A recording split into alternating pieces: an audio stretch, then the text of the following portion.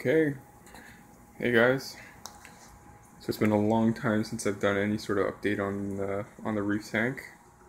We've had some issues, but I'll tell you about it. So here's the reef tank as it is today. It's not too bad. I'll go through a bunch of stuff. I'm not too sure what's changed over the whole period, but okay, let's start. Right over here. This is the 2.5 gallon.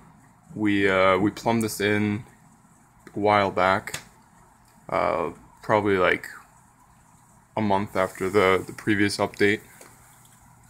So what we got going in here is at the back here we have way over here. We kind of just used some plexiglass acrylic, and we just cut the acrylic. Use some silicone. We have a bulkhead in the back there. We have a bulkhead right on the bottom. And let me come over here. And it comes all the way down and goes into the sump. So the water comes mostly through here. This is the backup, just in case everything overflows. But yeah, what we have here is we have a siphon tube actually coming from the 40 gallon down into the 2.5 gallon. We have a hang on the back refugium, sort of used for, it's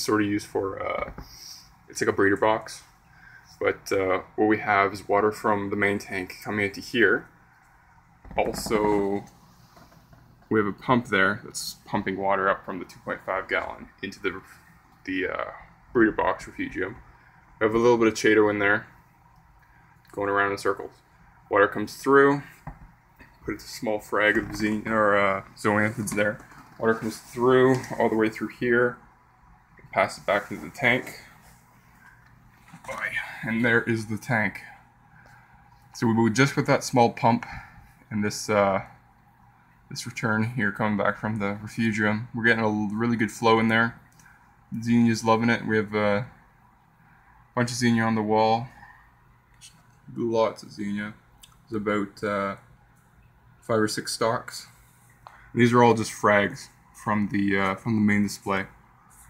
We had some issues with our chalice, our Hollywood Stunner chalice. I was fiddling with the lights, and I think that on top of some nutrient problems we were having killed off most of the Hollywood Stunner chalice. It was about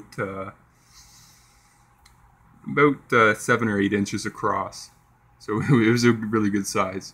But half of it died off, so we cut that up into small frags and threw them in here.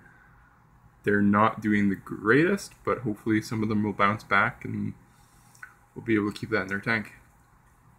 But so that's the 2.5 gallon. It's pretty nice. So the main display. We've had nothing but problems for the past couple months. Had no idea what the problems were. Just things stopped growing, and we're getting lots of algae problems. Came to the realization after buying lots of supplements and all this other stuff that we were dosing that wasn't helping, so it must be some other issue. So recently, actually 2 days ago, my brother and I were fiddling around with the tank. We looked down into the sump here. We realized, oh, we have a bunch of rubble rock at the bottom that we hadn't actually touched for 6 months. So we're like, okay, maybe there's a problem down there. So what we did, we took everything out of the sump, and we actually kind of, as we were taking everything out, we kind of stirred it up a bit by accident, and the amount of detritus that was just sitting in the bottom of the sump was crazy. Like, there was a pile in there that was around 8 inches across and 2.5 inches deep. So it was really a lot of crap in there that we didn't want. So what we did, we took out all the rubble rock. We're drying that out outside. We're not going to put it in anymore. We cleaned the whole thing out. Now we just have Chaeto in there, bare bottom, put some Phosguard and just some carbon in there. We cleaned out the skimmer, and we just cleaned the whole sump. Added a MaxiJet pump just to circulate everything so that we don't get anything settling at the bottom there. Also, this light here was originally over the 2.5 gallon, and the one that's over the 2.5 gallon was originally under there. So looking back to my 8 gallon, I realized this small light was actually doing really good for coral growth. But this one, after I had changed to this one, I was having nothing but issues. Like, things were just bleaching out and things were dying. So, whoops, sorry about that, guys. So what's going on here is I realized that this full spectrum bulb is great for growing chaeto, which is actually crazy true because this chaeto has started to take off just in a couple days. If I bring you all in here, if you see the stuff to the right, all the way to the right, it's really, really thin stuff. But if you look over here, this stuff's thickening up. So this thin stuff was what the light that's over the 2.5 gallon was giving me. It was really, really fine, stringy chaeto that wasn't really good. It was full of algae and it was just dying. But now that we have this new light, we're getting lots more growth in there. We're getting good growth for the corals over here, surprisingly, with just the small light. There's plenty of light in there for them. They're liking it. It's pretty good. Well, the main tank itself, what we did, we went in. There was hair algae all over the walls, all over the back glass, all over the sides. So what we did, we scraped it out, sucked it all out, did about a 50% water change, just sucking everything out. Cleaned the overflow here, and yeah, everything's looking fantastic today. Just crazy good. Here, I'll bring you in. So this guy here, this is a Montipora digitata. It's just a red guy. I don't know if you can see it. It's hard to see, but the polyp extension on this guy is phenomenal compared to what it used to be. He is fully puffed up. Perfect. We got leather coral. This guy's doing great. He's fully expanded. This was the first problem. I knew there was an issue with the tank. Whoops, sorry about that, guys. Ran out of memory there. But this guy here, plate coral, he died off. He's kind of still alive. He kind of has a mouth in there, but he fully retracted in. So I was having nutrient problems, and I didn't realize that there was a huge problem until this guy died off, and a few other corals that were dying off. So we have a little bit of cyano right here. This is once I saw this stuff, I was like, oh, we have to clean up the tank. We have to do something. But now that that's cleaned out, this should slowly fade away. I think it's fading away along the edges because there's no phosphate for it or silicates for it to feed off of. So keeping things clean, and I think that'll be good. Down here, this stuff has taken off. These brown Paleosthoa, they're doing great. They're kind of really close to these mushrooms. These mushrooms are a little angry that they're there, but they're doing pretty good. They're both doing pretty good. This guy up here, I was told it was a galaxy. It's doing really nice. It has about 10 or 12 new polyps growing at the base here, all around the bottom, which is really good. This one is a green-tipped galaxy. He's not doing as well as he used to be doing, but I think he'll keep going. Moving forward. Candy cane, we had originally moved the candy cane from over here. He was under here with no light because he was underneath the overflow. We moved him over here, and the color just around the edges, if you can see, it's really hard to see with the lights going on here, but he had barely any color to him. He was just purple. But now he has his green middles and sort of a golden edge all the way around him. It's really, really neat. This guy did just Acropora. He pretty much died off, but he's still kind of there. You see a little bit of brown at the bottom. Hopefully he'll bounce back with the new nutrient levels we got going. But yeah, Toadstool's doing amazing. He's tripled in size. Tripled in size. Always open every day. It's fantastic. Kenya tree. What can I say? It's a leather. Just like the toadstool, just like the devil's hand. Spread tripled in size as well. I don't even know how many fingers he has now. It's pretty good. Probably over 50. We got this guy. This was a frag from the dendro all the way to the left here. I'll show you in a minute. He's doing pretty good.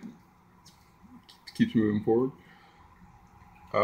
We got the just blue mushrooms. They kind of weren't doing very well, but now they're doing decent. They're coming back a little bit.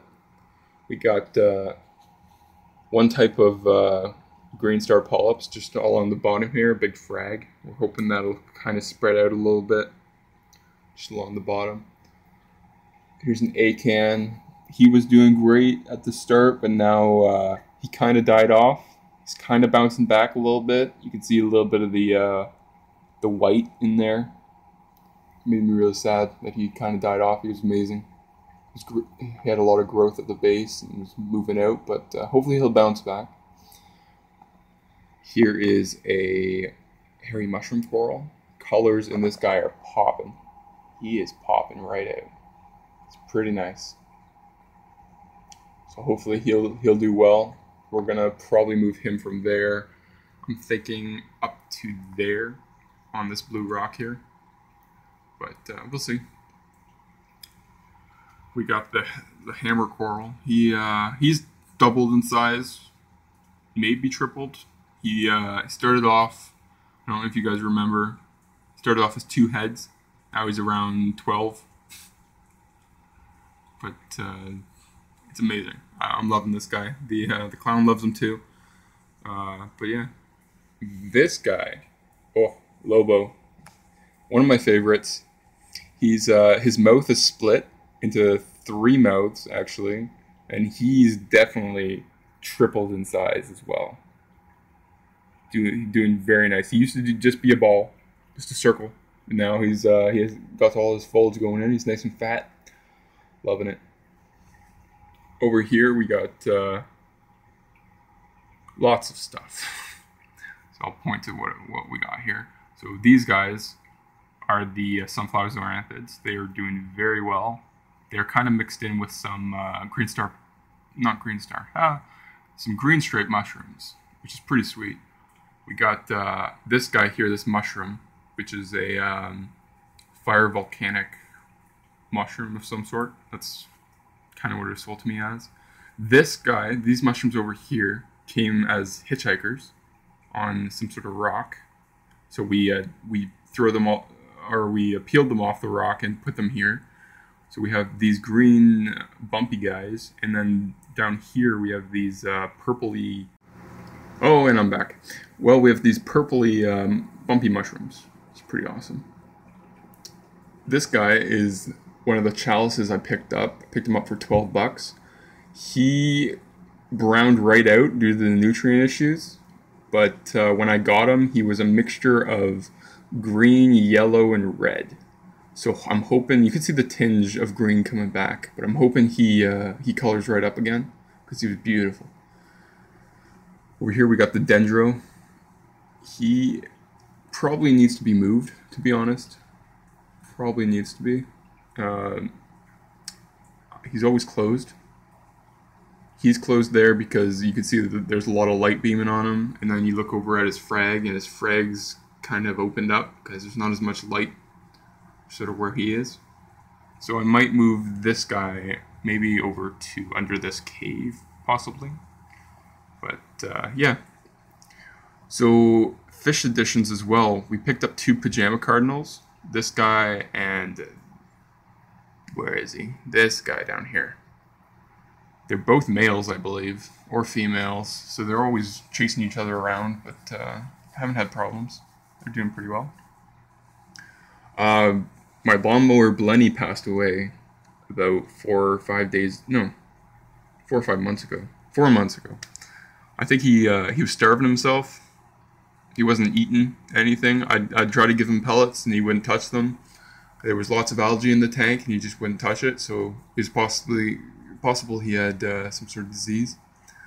So this guy has kind of taken over his spot. We got the bicolor Blenny. He's been in there with the lawnmower for a while, but now that's kind of where the lawnmower always used to sit. Now the Blenny's taken it. It's kind of funny. So we got the frog spawn over here. He's tripled in size, maybe doubled. Yeah, he started off as 2, now he's 4 heads, which is pretty sweet. This guy down here, another type of frog spawn. He started off as 1 head, and now he's 3. So that's pretty sweet. Got some deep brown pallies, kind of moved them over here at some point, and now they're spreading them all down here. So yeah, that's the whole tank. It's doing decent now. I'm just gonna keep up with keeping the nutrient levels low, just to try to feed not as much. And yeah, I'm really digging the tank now. It's looking great, and hopefully things will keep growing and it'll be fun. Oh yeah, and so help the 6 line. 6 line's the boss of the tank. He always flies around the tank. But yeah, we're hoping we're possibly going to look into getting Miracle Mud for the sump, where we might get rid of our skimmer and do Miracle Mud. But we'll see how things turn out in the next month or so, and we might not even need to get the Miracle Mud. So yeah, take it easy, guys. Feel free to comment, like, subscribe. I'll try to do some shorter videos, but yeah, cheers.